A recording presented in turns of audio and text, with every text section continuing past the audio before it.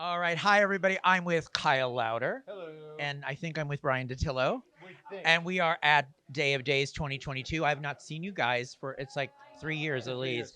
3 years Is at it least. 2022? It is. My God, that's news to me. Is it news to you? Yes. So, what do you think about, have you met the fans today? Have you gone out there yet? Yeah, I met a couple. What did they say? You look really old. Did they? Did they? Yeah, it's the first thing he said was, I've always loved you. I've watched you for the longest time. You look so old with that goatee and all that gray hair. I said, God bless you, lady. God bless you. They did. I was sitting because we signed together. They brought some old pictures and they're just like, you look so young in this photo. And I was just. used to be. That always makes you feel great. It happens. It happens. They didn't say that to you, did they? No. All he got was, your eyes are amazing. Your eyes are the most beautiful set of eyes I've ever seen. I got shit brown eyes. No one said anything about my eyes. And he's like looking into the ocean. All right. The blue eyes. blue Blue eyes. eyes. All kidding aside, no. Okay, It was. what did they say? It was a great. Love your blue Honestly, they. No, I'm not. They did.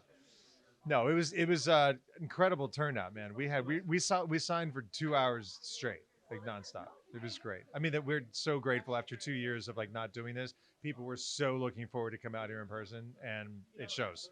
So, can you believe you guys are still part of the show? You guys have left the show, come back, left the show, come back. That's been the pattern.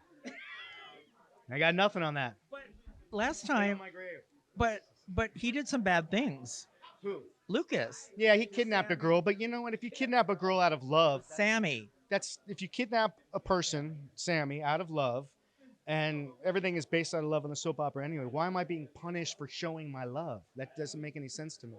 But nothing works out well for Luke. So now I'm in jail. No, what was I called? The reluctant hero? I don't know. That sounds like a Movie. oxymoron. It sounds like military intelligence, jumbo shrimp. It doesn't fit. I always Like love the hero, Lucas, it's like, but when they brought call Luke, me short. but when they brought Lucas on, didn't everybody think he was like the boy next door? But he's done bad things. Well, when I came on, I was doing bad things, and I was kind of conniving, and I had all these layers, and then they neutered me to control the pet population. Have your Lucas spayed or neutered. Yeah, there was that, and then yeah, I just try to hit the marks and say the lines as best I can now. And when they call me, I'm there, and if they don't, I stay home. And what do you think about coming back and playing a different character? It's actually been really awesome. It really has. I mean, I felt like it worked out timing wise just because I played the younger kind of Brady and what have you. And then, when Eric came in years ago, over 10 years ago now plus, the adult version was time to take hold. So I was just grateful that they wanted me on the show and gave me a different character. I mean, I love this show so much I'd play anything they wanted me to play. But it's a different take. I'm a brain surgeon on the show. Yeah, with you're really smart. It's great. With new parents and Lauren Coslow and Josh Taylor, and it's a different perspective wise, so I really enjoy it. Right. Did you wish you got to play the cocaine storyline as Brady? Oh man, were they using real cocaine? My Brady was Singing. yeah, it was a little bit shallower than the in-depth Brady that Eric Martsolf got to create, which is I'm happy for him. It's great. But Rex, Rex is an alien. He came from. He is an alien. Yeah. So I got that going for me. Yeah. I feel we need to explore more his tinfoilness. I think, you know what, I'm getting to the point where I take good care of myself, but I don't know if I could do the tinfoil Speedo right now. I mean, I could. If you gave me a couple months, I could do it. Do it in a day or two. You'd have that Speedo on. You'd be looking great. Do you have a favorite story you've done on the show? No. Well, I had put together this. Next question. Wait, I have one. Remember when he saved Sami from the lethal injection? He was like, saved. I did it. I killed Franco. What do you think about That that? was me. I said that. That was horrible acting on my part. Every time I see myself, I'm horrified by anything I do, especially that. When I was making a really ugly crying You face. don't like the ugly cry. Ugly crying face, I'm a pro at. If they were giving Emmys out for ugly crying faces, I would have like 10 Emmys. But I don't have one or a nomination. But who's keeping track? I don't care. It's all good. But he also had the drinking problem. Oh, Lucas. Lucas, and not to. Right. Lucas has the drinking or had a drinking problem. Yeah, I miss those method acting days. Now I just drink on my own time and I have no outlet, which is horrible. But yeah, I guess I drank a while. That was challenging. I would say if I had to pick storyline, it was when my dead son came back from the grave, because then I got a chance to. But then I thought, looking at it, I thought it went overboard, and I was like, you know what? That stands out as being awkward now because it's almost too real. So it's hard to find a balance with soap acting and what is acceptable and what stands out as too much acting sometimes. Because if you really play it honestly and real, you'll stick out like a sore thumb. So I try not to do that.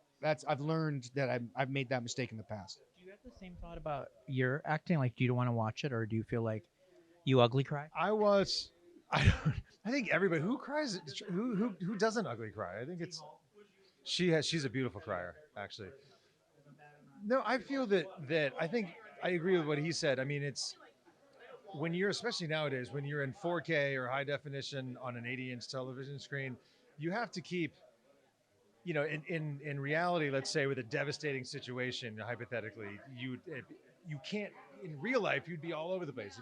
You really have to just find it. The emotion has to be there, but you have to keep it here. A lot more subtle, or he's right, or it's too much. It's too much. I don't want to go as far as saying you don't want to manipulate it to where it's not authentic. You still want it to be a very organic feeling or feelings and coming from a very authentic, organic place. But you kind of have to keep it, in a box. Otherwise, it's too much. Many times when I'm going over a scene, I'll go all out, and then I'll take it back from there. I remember, um, long story short, I remember I was 22 years ago. I what didn't even I got the part. I didn't shoot an episode yet. Steve Wyman was the executive producer back then, and it was July or August of 2000. And he told me that he's like, because I came from the stage world, and I was fresh off the stage in drama school, and this was the first audition that I happened to book. And now, woo, surprise, you're on television. And looking at my screen test, he was like, "You're a good actor. You have the chops. Now we need to take you back and kind of get you," because it was just theatrical. So I'm rambling, but I agree with what Bryan said. I go full out in when I'm rehearsing at home and kind of breaking down the scene. And I say, okay, that emotion's there, keep it there, but then bring everything down. Somebody actually agrees with you, Bryan. You hear that? Get that on tape. I want that on tape. It's on tape. Somebody agrees with Bryan. Bryan has insight, and he's a wise old soul. That would probably be the only time you would agree with me. Next question. What did you think about Days coming to Peacock and going on streaming? Oh, I didn't. Well, it was a new beginning and a new. I was more worried how the fans would react to it because they tend to be more traditional. So I ain't paying to watch my soap opera. I ain't do all that. But once I kind of saw the numbers and saw where they were going and seeing the future, and basically streaming TV across the board is just, that's how it is. So it only makes sense that if we make that transition quicker, we would be accepted on a different scale, different audience, whatever it is. I just hope we hang on to our roots and hang on to what made the show successful since the 60s, and that's relationship and family. So if we can still have that and still do this, it doesn't matter what form we're on. But isn't it cool to be a Horton on the show? It is cool to be a Horton on the show. Kind of a dead end storyline thing, but it's cool to be a Horton. I mean, it's the best part. I mean, it's a. Or do you think it's better to be an alien on the show? A Brady, Alien Brady. No, I. That's right, you did. I remember that. No, to echo what he's saying, I believe that what this show stands the test of time because of the values that it maintains since the inception of the show. 65 was it? And as long as you say, I mean, look, I think it's like anything else. You stay true to who you are and what got you there and what keeps you there, then you're going to be just fine. Whether I believe the transition from what I'm hearing has been very smooth.